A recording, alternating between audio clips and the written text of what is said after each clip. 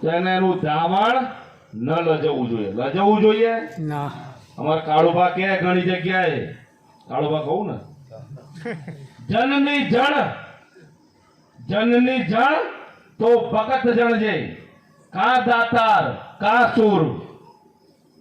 જનની જણ તો કા ભગત જણજે કા દાતાર કા સુર.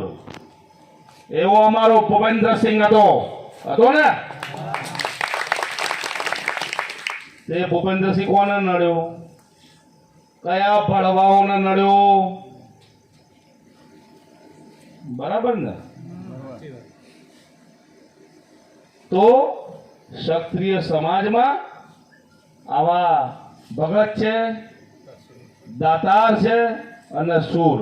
અને એ ક્ષત્રિયાણીને ચારણે કીધું છે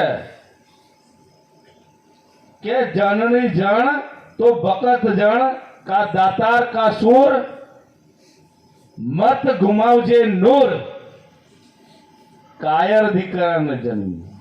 એટલે કાયર દીકરાને તું જન્મ ના આપી. એટલે આ ક્ષત્રિય મહાકુંભની સમિતિ અને એની સાથે જે પણ ગામના વડીલો જોડાયા છે એ ક્ષત્રિયો, દાતાર, ભગત અને સુરવીર છે.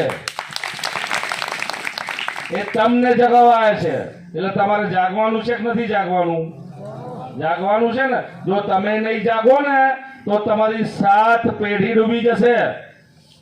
અને તમારા દીકરાઓ તમને કહેશે કે આવી કોઈ સમિતિ, આવો મહાકુંભ આવ્યો હતો કે જે ક્ષત્રિય સમાજને જગાડવા આવ્યો હતો, ક્ષત્રિય સમાજને એક કરવા આવ્યો હતો, અને તમે એક ના થયા ને. અમારી પથારી પૂર્વથી પશ્ચિમ ફરી ગઈ. એના તમે ગુનેગાર છો. બરાબર? આજે ક્ષત્રિય સમાજનો કોઈ ધણી છે? બતાવો સાહેબ. કોઈ ધણી નથી. જેને તમે ચૂંટીને મોકલ્યા એ એમના રોટલા શેકે છે. ભલે એમની બળી જવી હોય તો બળી જાય, પણ એમને એમના રોટલા શેકવા છે. તમારી નથી પડી છે? તમારા ગામની નથી પડી, તમારા દીકરા દીકરીઓની નથી પડી, તમારા સમાજની નથી પડી. એમના સમાજ યાદ નથી આવતો.